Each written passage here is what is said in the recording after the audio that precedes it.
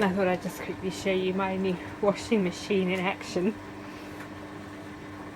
I don't know if all washing machines do this, but as you can see, it's got less than a minute to go and it's about to do something really weird. Sort of cool but weird and mad. It's been a long time since I've bought a new washing machine, like a real one, so maybe they all do this. It has made a huge difference being able to actually clean things. I think my clothes have been clean for a very long time.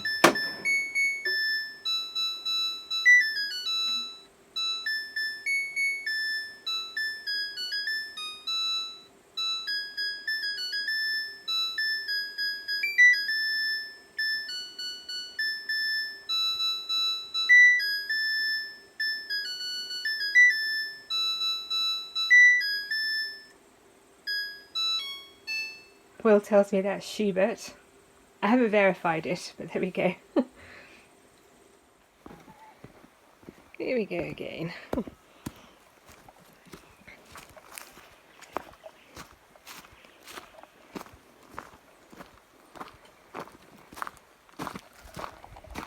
I'd love to know if we're just catching the same mice over and over again.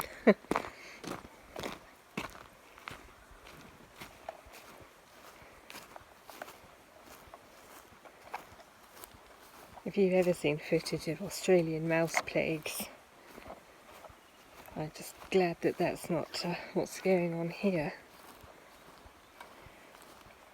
Because putting out mice pretty much every other day is actually quite irritating. Still, I suppose it gets me out of the house in the morning for a lovely stroll. I'm heading here down the path to the creek.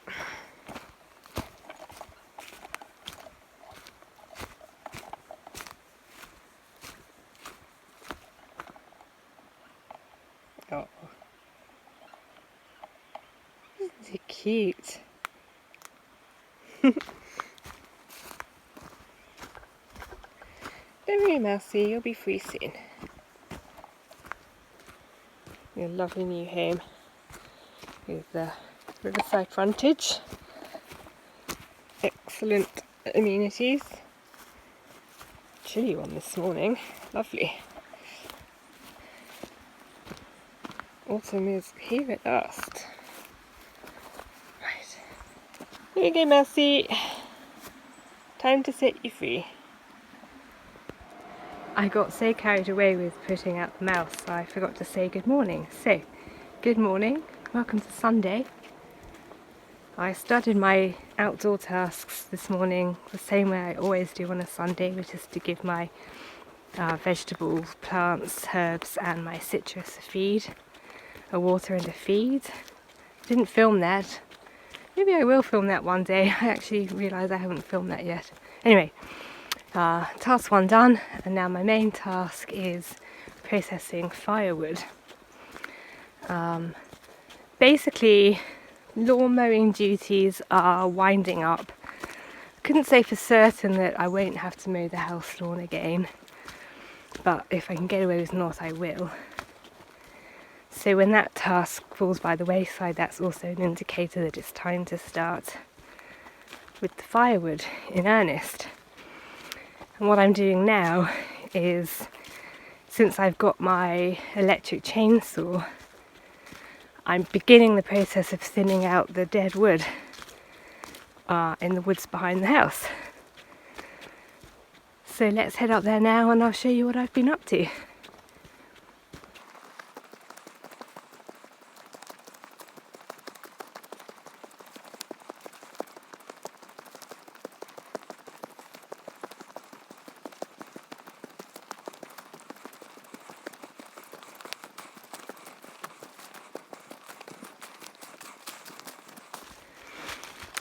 Okay, so these are the woods behind the house, and as you will have noticed, the black summer bushfires came through our property and came through these woodlands and consequently quite a lot of the thinner trees died, at least above ground. They're kind of sprouting at the bottom. The bigger trees survived and they're regenerating, but the smaller trees are regenerating at the bottom, which leaves all this standing dead wood. Now, this part of the property's woodland has clearly never really been managed, it's just been left to go mad. Which I guess is a sort of form of management, but it's not a particularly good form of management. And you can just see how overcrowded this woodland is. And so what I've started to do is clear it. So I'm working quadrant by quadrant, I'm not sort of going haphazard.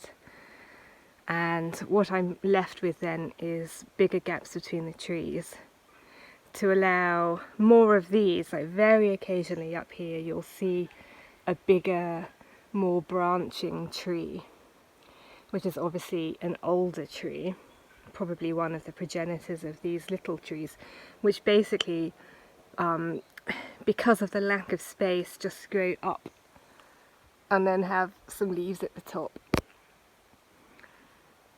So I have started clearing the dead trees, which are quite small and very convenient for my chainsaw. So you can possibly see the difference that's making.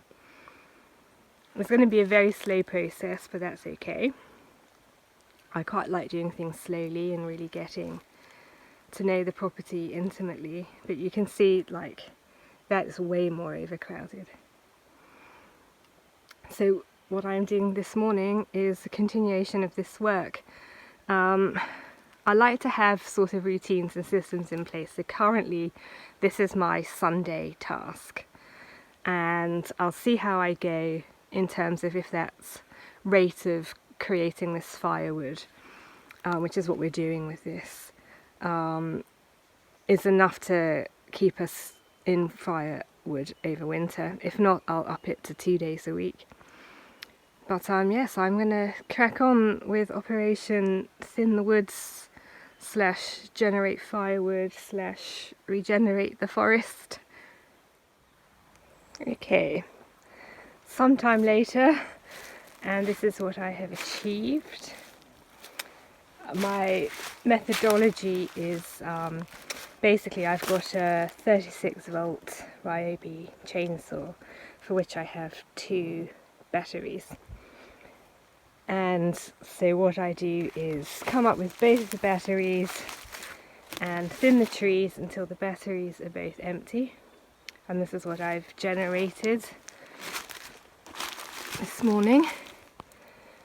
And then I will transport the wood down to the house, put the batteries on to charge.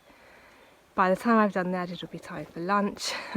So I'll stop and have lunch, and then by the time I've had lunch, the batteries will be charged.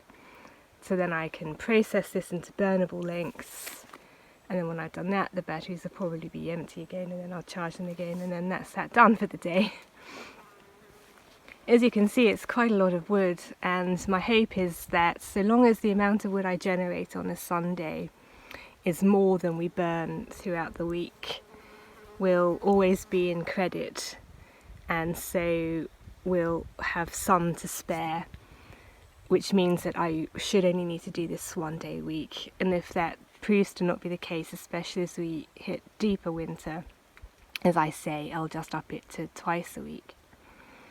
Also, if you're thinking that a lot of that looks like very thin, stupid, pointless wood, actually it's not. The Stanley Errigal range we have in the house has actually got a relatively small firebox, and I've discovered that if you pack it with wood and get it set up just right, it'll keep the range ticking over at a pretty decent heat for hours and hours and hours and hours, even overnight.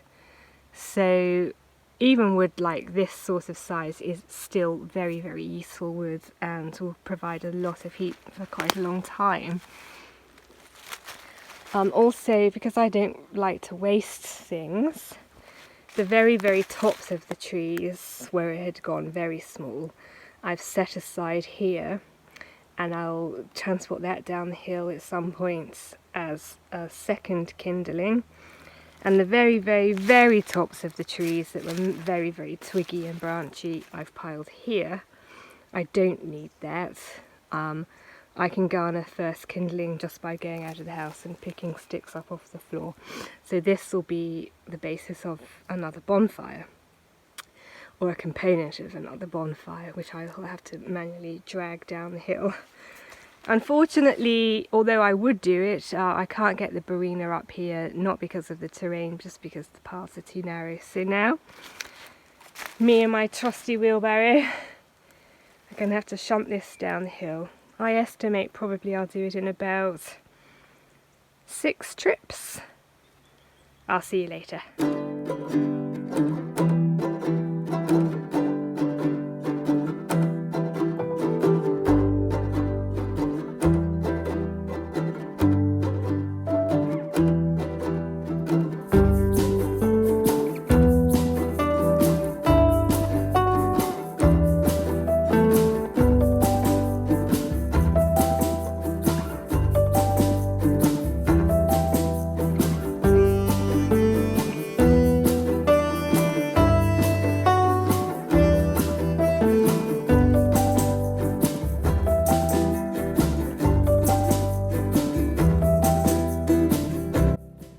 And for anyone who happens to be wondering, yes, I do look like this again. It's the hazard of working with this charcoaly wood. It's an absolute nightmare, but it burns lovely. I'm in Will's car today, sat in the back this time, because we're having to take Vita to the vet. She's looking at me. Let's have a look. There she is in her cage. She doesn't like being in her cage. The reason she's in the front is that we've noticed that she has a tendency to do a bit of a dirty protest, but that's less likely to happen if she's in the front where she can look at us. But she's usually quite good, but she doesn't really like being in a cage or in the car. And she's certainly happier when she knows we're on the way home. But she's got like a little wound on her back that she keeps licking, which means it's not really healing, so it's nothing too serious. So we just hope we can get that sorted out for her. That's probably the sum of my excitement for today, but it's nice to get into town and out and about, even though we don't like to linger whilst we've got Vita in the car, because it's a bit unfair on her. But maybe I'll show you a bit of the journey. I normally sit on the other side of the car, so we haven't really seen what happens out this window, so maybe I'll film a bit of that.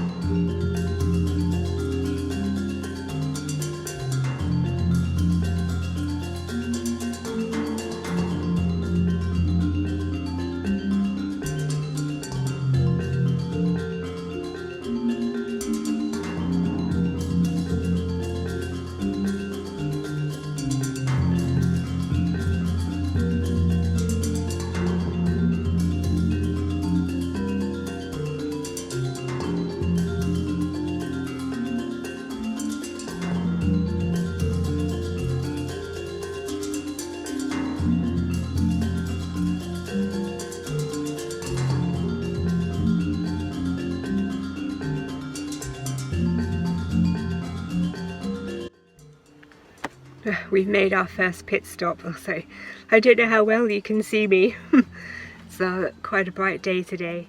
Anyway, so we've made our first pit stop en route to taking Vita to the vet, and that is dropping off our chainsaw for its annual our petrol Husqvarna chainsaw for its annual service. It's such an important tool, and whilst we could probably learn how to service it, it's not the sort of tool that particularly interests both of us. So chainsaw's off for its service, and then we'll be heading off to the vet. We're on our way home. I had to put the sunnies on, even though I'm in the shade. Anyway, it doesn't matter. I look cool. So I'll give you an update when we're back at home, a bit more of an update, but suffice it to say that everything's fine with Vita. It's just that she had got a wound on her back, I'm not sure from what. I think she was bitten by an animal or stung by a wasp, I don't know. And it would have healed by itself, except that she just wouldn't stop licking it. So she's kind of exacerbating the problem. And so we thought we should intervene, and I'll maybe talk a bit more about it at home and show you what's happened to Vita. And we also then stopped off at Bunnings, where I bought the rest of the materials I need for Operation Autumn.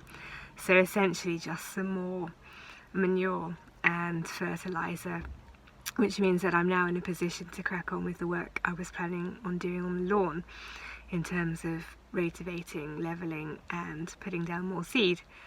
So I'll head home now, and I will speak to you later. We're at home now, and I said I'd give you a quick update on Vita. Here she is. So the vet shaved her back a little where the wound was and cleaned it off with some saline, and we've put a little bit of plaster on it that she's keen to dislodge, just in an effort to help it heal by stopping her from licking it. But other than that, she's fine. No antibiotics, no medicine, no particular issues with Vita. Yeah, just a slight encumbrance on her back for hopefully not too long. Hopefully she won't lick it off, but she'll try. Good girl. Anyway, and one quick other update is a modification we've made to our house. And I think I've mentioned in the past that when we moved here, our primary goal was working on the garden, both the woodland part to make the house safe by pushing the tree line and the shrub line back within legislation to protect us against bushfire, and then the house garden, so setting that out, getting plants, making it look lovely. But this year we've decided to tackle one small project a month at least, but our aim is one small project a month to keep the house moving forward. And what we did yesterday was install this lovely new light over the kitchen sink. When we had the solar system upgraded, we had to have the electrics in the house upgraded too. All the lights were on a 12-volt system, and no installer that we could find local to us was able to work with that system. They basically had to upgrade everything to 240 volts, which is standard in most houses. So all our lights had to go. All of our fitted lights, obviously our plug-in lights, were fine. The electricians in their wisdom decided to put in these bare bulbs. In all the rooms they had to do that, which wasn't what I wanted, wasn't what I asked for, but there we go, that's what they did.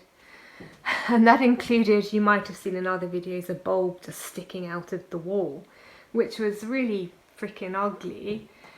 Anyway, we've invested in a new lamp, which we installed yesterday. It's made out of copper. It's got one of those funky LED filament bulbs in it. And obviously it's too light for me to turn it on now to show you. But I can assure you that it's one of the best things we've bought for the house. It may not look like much, but it's really in keeping with the style of the house. But it's glorious. And it casts the light down rather than out, which is much more convenient. And it was dead simple to install, and we feel it's really enhanced this part of the kitchen. So now we've just got the kitchen and the bathroom light to similarly do, amongst all the other thousands of projects we want to do on the house. But anyway, we've made a start in terms of the lighting with this bad boy, so we're chuffed with that.